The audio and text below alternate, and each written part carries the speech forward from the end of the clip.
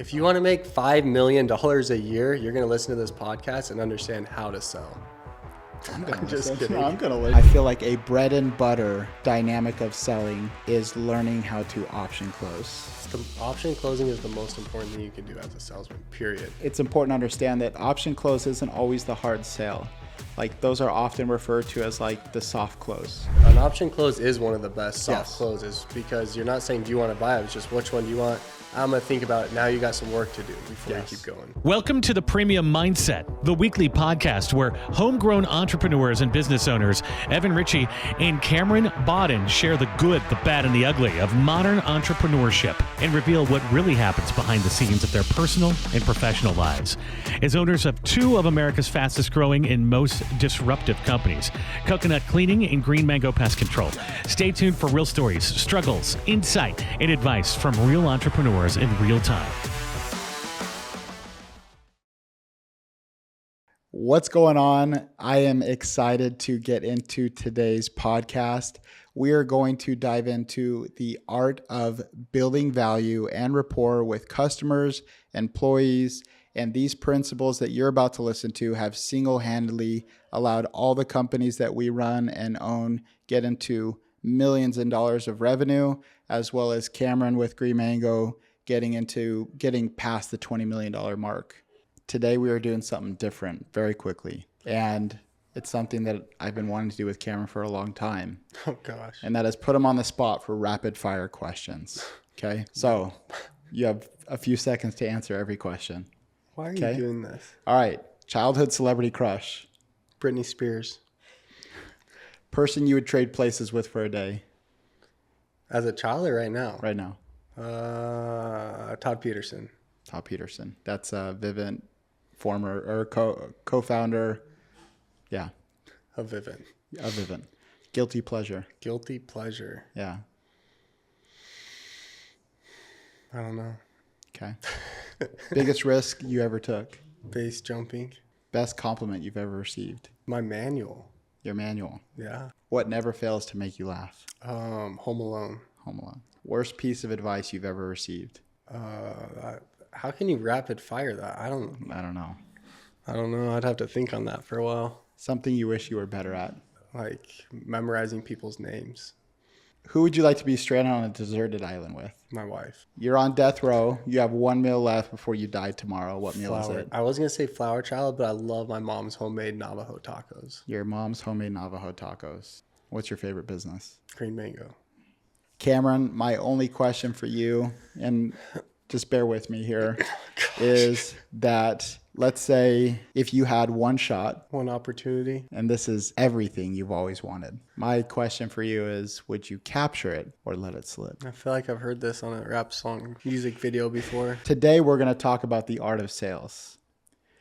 And the reason why I am so excited to get into this topic is I feel like we've discussed it on a few episodes, but specifically we're going to talk about building value and rapport. And the reason... Do you feel like sales techniques is different for the applications? Like a door-to-door sales technique is different than selling a home? Or does it all kind of apply for everything? I feel like it all applies. However, the principles of... I think there are foundational principles to sales that are tried and true for every... I'd say every field. Like building rapport. So if what we're going to talk about today, is this more for like service companies or just in general? Like what's your scope here?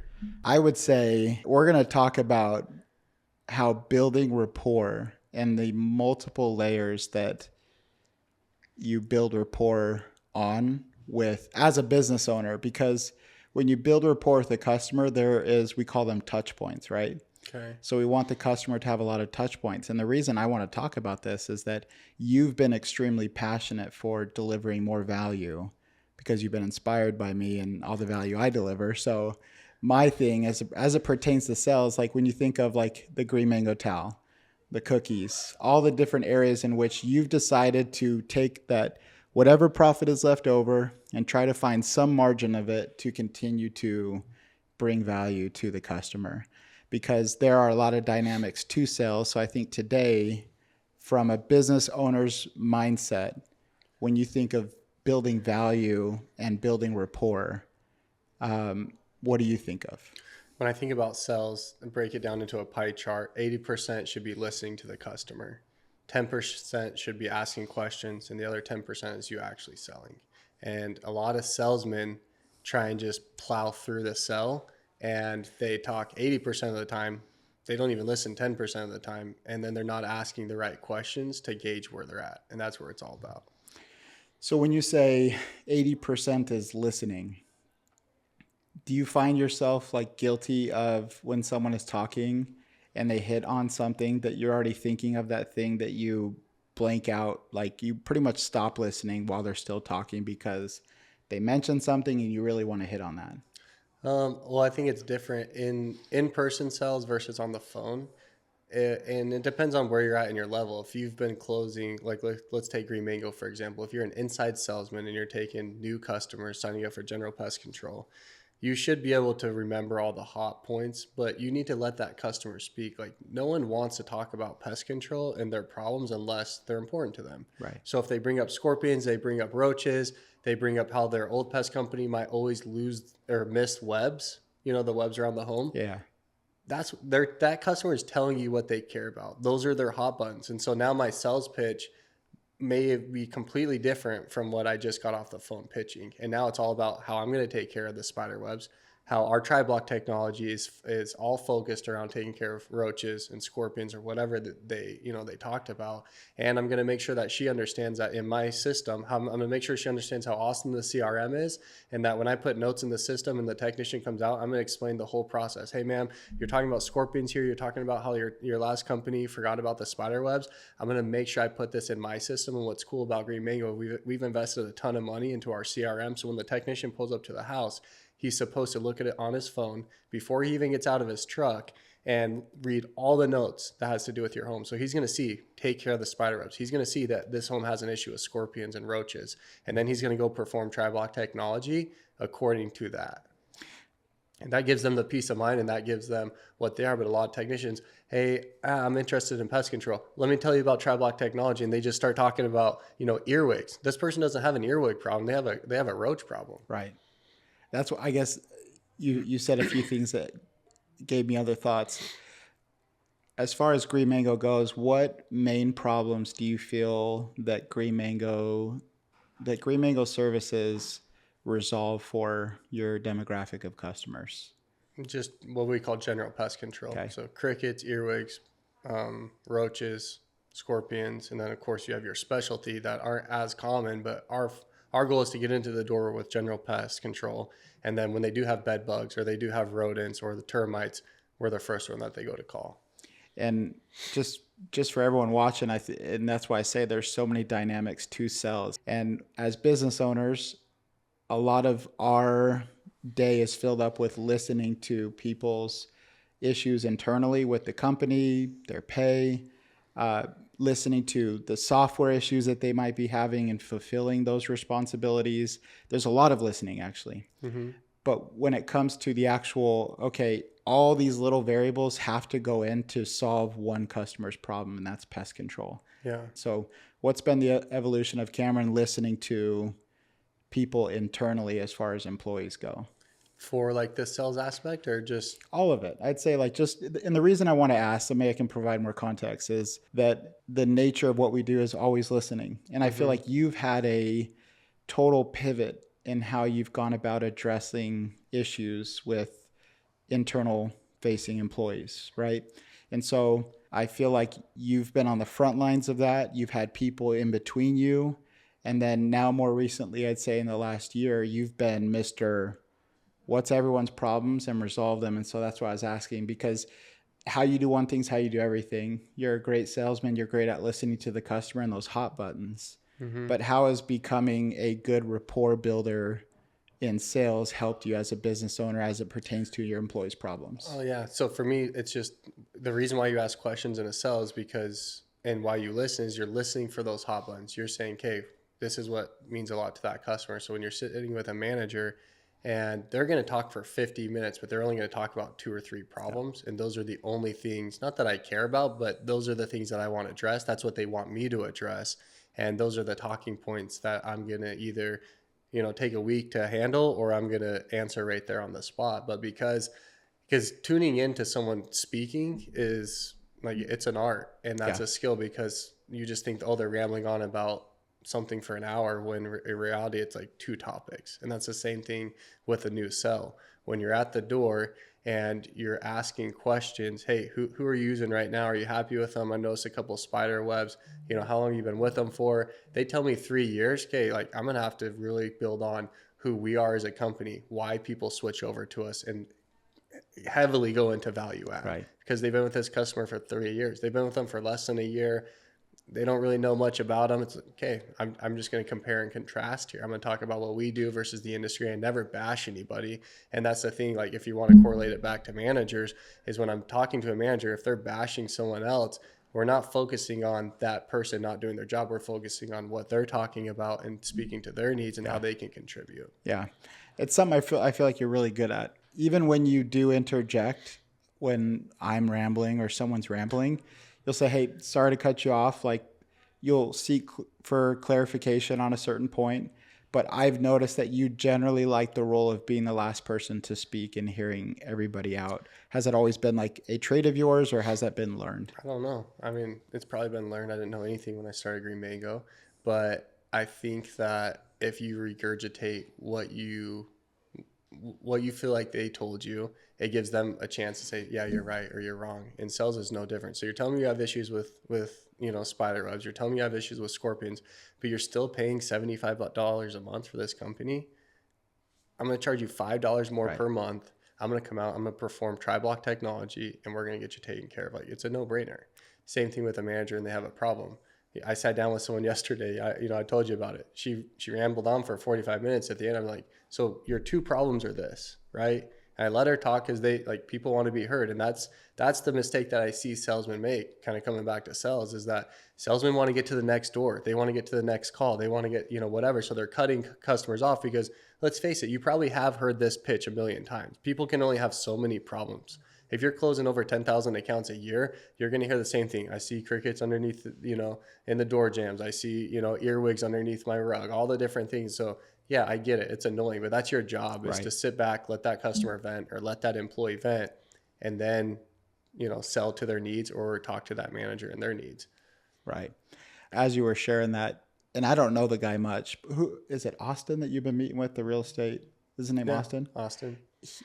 The one meeting I was in, he was a phenomenal listener. Yeah. I believe his partner, Kevin. Kevin? Keith? No. Keith. It's Keith. Yeah. Okay. Keith was talking about a lot that they have going on. And dude, He's Austin, just like zoned in. He wasn't looking around at other people. He was just like locked in on his partner, who he's probably heard this pitch a million times. So shout out to Austin, because that stuck out to me, where I was like, man, this guy, I'm not saying he's the most important person in the room, but we were there to talk with him on things that he was doing. And he just sat there and listened. And I noticed that he did that with everyone talking, is that he had their time and attention. And I wanted to give that shout out, because, and I know this is me asking you a lot of questions, but real quick, because I do genuinely want to know this, because I think what I'm going to ask is epitomizing what's happening right now. Okay. I think, in my opinion, when it comes to listening, there are times where you're talking to someone and you just notice they're not being present. Mm-hmm. So I think from parents to business owners to employees, whatever you are,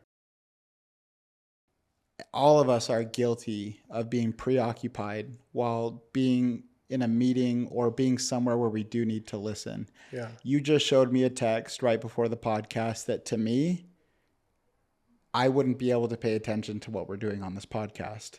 So how have you learned the ability to take everything out that you're dealing with and going through and just be present with people? Because I feel like you're very good at that. Oh, thanks, man. That one principle that I learned from Mark, that everything works out. And like, I've had a lot of crappy things happen to my life that I felt like were the end of me. And because those things worked out, like, it's built a foundation that no matter what it is, It's all good. Like, I'll figure it out. Like, I've figured it out before. I'll figure it out again. That's not to say maybe my mood dropped a couple swings, but it's like, all right, we'll figure it out, you know? But I think that's very important in a sales aspect, especially if you're on the phones. It's easy if you're on the doors to be present. If you want that sell, it's not like you're checking your phone. But if you're an inside salesman and you're you know, the person's rambling, you know, 80% of the time you're letting them talk, but you're looking at your Instagram because you're like, yeah, I'm just gonna wait for her to shut up and then I'm gonna give my pitch. Right. You're just killing yourself. You really are. And and my wife tells me this all the time, because sometimes when I call her, I'll put it on speakerphone and I'll start, I have a zero inbox policy. So in my opinion, it's like, she's going to tell me get home at 5 and, the kids did this today. And I'm just like, I already think that I'm going to know what she's talking about. I'm trying to be rude. And I start getting through my text messages and she's like, you're multitasking. I'm like, how do you know? She's like, anyone can know. And I talked to her. I said, is it because you're my wife and like, you know me? She said, no, anyone knows, just so you know. You ever do this to anyone else, it's disrespectful. Dang. So I've tried to catch myself, but you need to be present. If you're a salesman, you need to be present because the customer will know. They don't have to know you. What are some engaging questions you ask, though, to give the listeners a different context in a carpet setting? Like, there's so many different things, right, in a home. What are the hot buttons that you're listening for? I'm glad you asked. My bread and butter. So for those that don't know, Coconut goes to 5 to 8 home shows a year. And these are, the way they're structured is 30 to 50,000 people come to these things. And I have like this bragging right where I got 72 sales in a day. And that's amazing. Booked cleanings, right? But I started paying attention to what I was doing, and then I would pass this on to a few other people and bring them with me, and they were getting 30 to 40.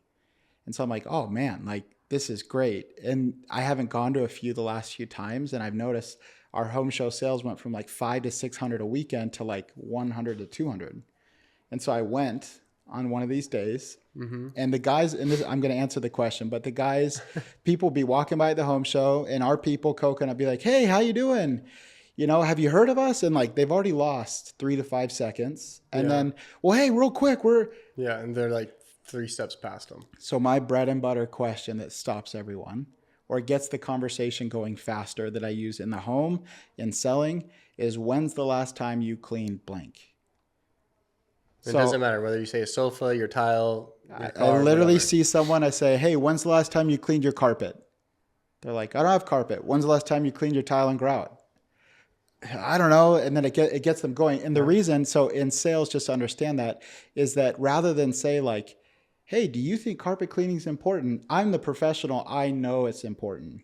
And so rather than go through all the like back and forth of, I vacuum. Yeah, I get right to it. And I say, so it's like if a doctor or like someone in the physical fitness world was like, when's the last time you went to the gym?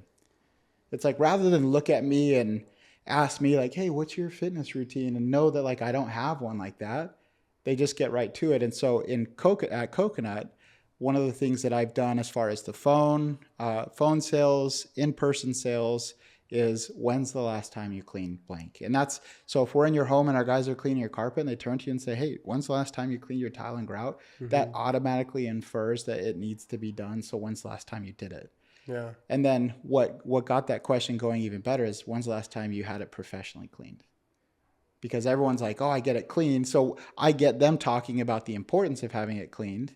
And then I establish our importance and they say, okay, that's great that you mop every couple days.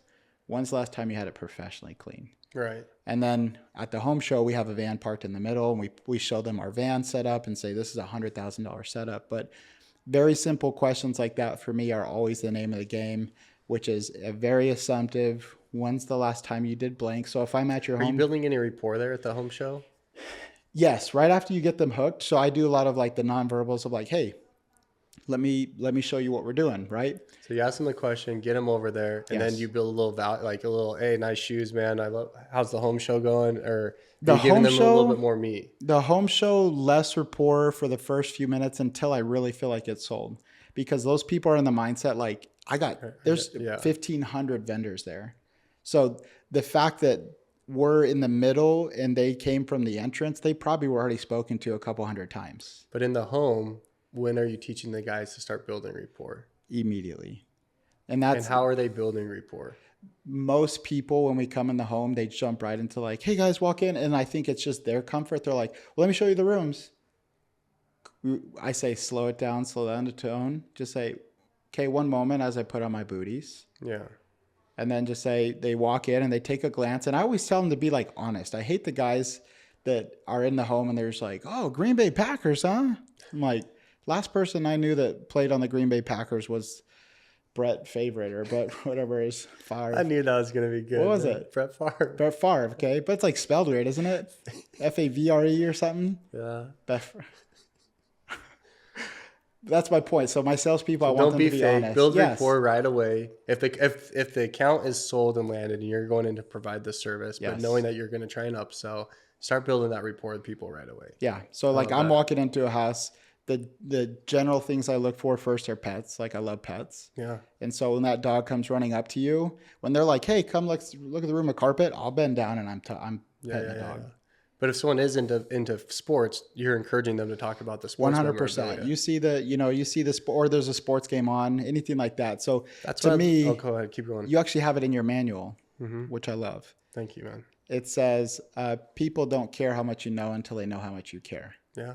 And I feel like what could be the one area in which Coconut tries to break away from the stereotypical blue collar dude is like, hey, you had a problem. We're here to help solve it, but we are here and committed to be your cleaners as long as you're here in the Valley. Yeah. So I want to get to know you, and hopefully I can be your tech that you always request out for the next few years.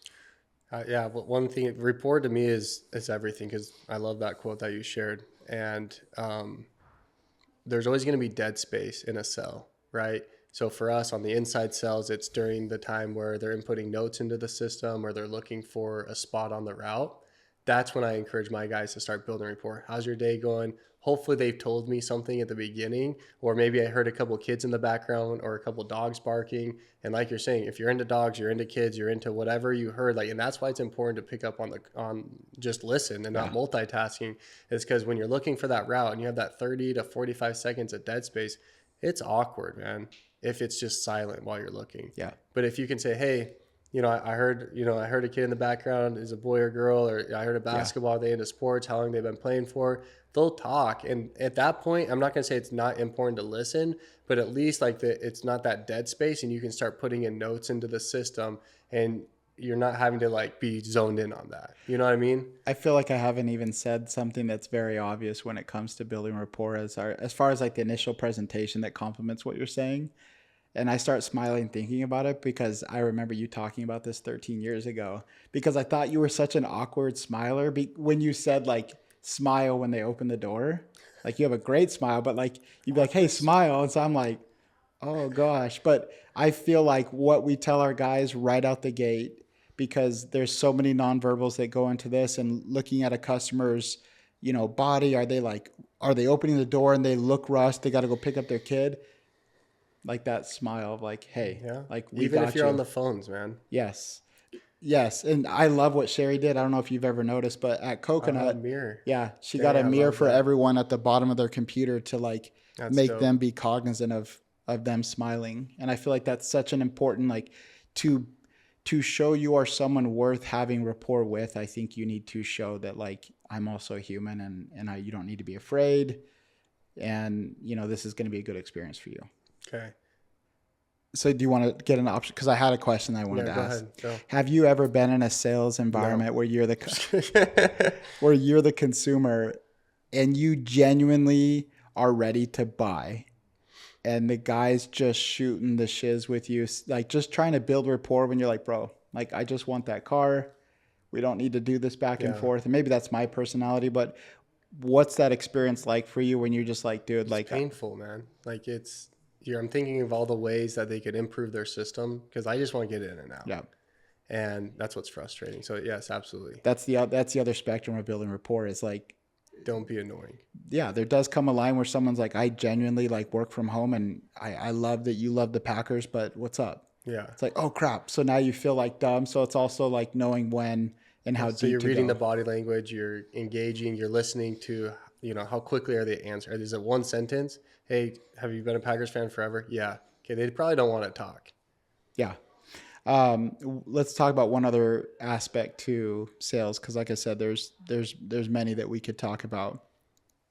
I feel like a bread and butter dynamic of selling is learning how to option close. The option closing is the most important thing you can do as a salesman, period. Agreed. And so to the listeners, what does that sound like when you are selling general pest control?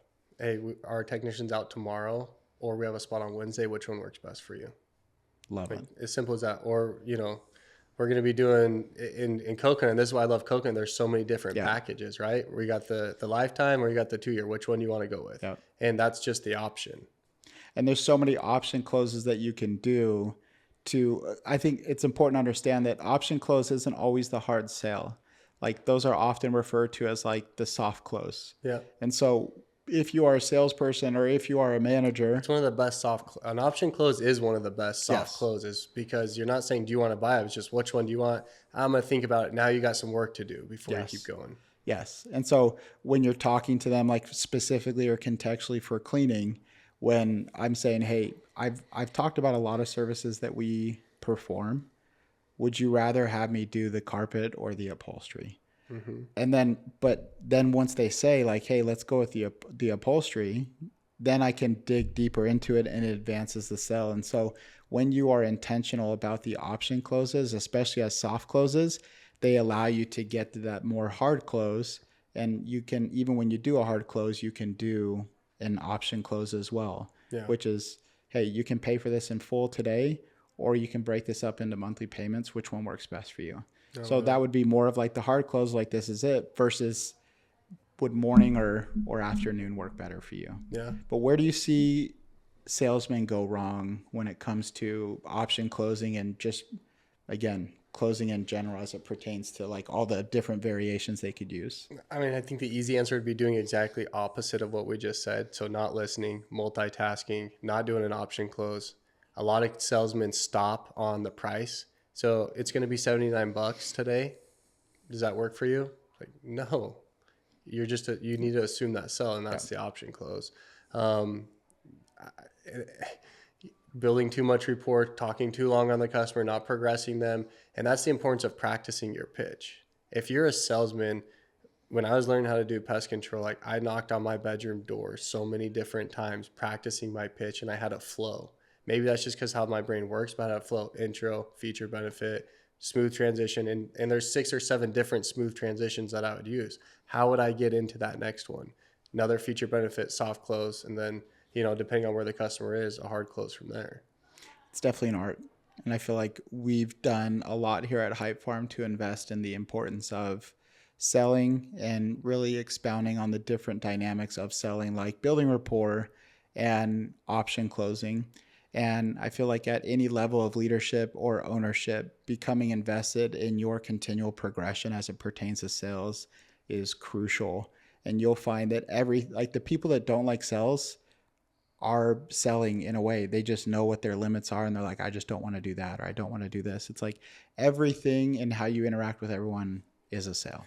Yeah, and know your weaknesses, and that's what you need to practice to. I knew that, like, I'm more of a melancholy type of guy. So when I'm on the doors, and you probably remember this, I think you made fun of me for it, but I'd keep that little, is it mellow or Milo? Mio, yeah. M-I-O, yeah. Anyways, it's that stuff you put in your drink that, like, flavors the water.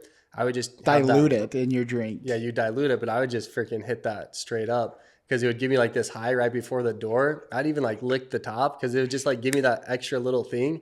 But I knew I needed to show excitement on the door. I needed to show passion. That's where I was weak. So when I would do that, it gave me that edge, and I'd practice that. And you need your friends to coach you on where, hey, your transitions suck, or your intro sucks. You can kill a sell on the intro. Or, hey, dude, you're selling too much. Stop selling. You need to be aware. You can film yourself, right? Doing a sales pitch. Role playing is probably the best thing. It's really uncomfortable with your friend to role play, but that might be the best thing that you can do. Tony Robbins always says, if you're having a bad day or having a bad moment, fix your posture, change your physiology. And he even says, do silly stuff like reaching up for the sky. And Lexi, before this podcast, was, doing her physiology changes as she has to deal with us for a little Cracking bit. her neck and going around. Communication, nonverbal, verbal, all of it's so important. And there's so many dynamics. And I look forward to continuing to expound on that more in different episodes. Yes, sir. Here's what I recommend, especially, let's say, levels of leadership. Actually, there's also the dynamic of people that listen that are homework. So my advice and homework for anyone trying to advance their skills in sales is do more. Bruce Lee once said that he doesn't fear the man who's practiced 10,000 kicks once. He fears the man who has practiced one kick 10,000 times. And so if there is any aspect of your communication and selling that you tell the world you're not good at, I'm shy, I'm introverted, start doing the opposite and practicing more and applying more. What's your homework? If you want to be the best salesman, you need to create your outline and film yourself or role play with your friend every single day until you're the best at it. The outline that I love to follow, Evan, is an intro, a feature and benefit, a smooth transition. There's 6 or 7 different transitions, and it's an art to master those that go into your next feature and benefit, a soft close that'll tell you where the customer is at, and I'll either hard close them after that or do another feature and benefit, and then just keep rocking it back and forth with feature and benefit and close until it's done. I love it. If you want to make $5 million a year, you're going to listen to this podcast and understand how to sell. I'm just kidding.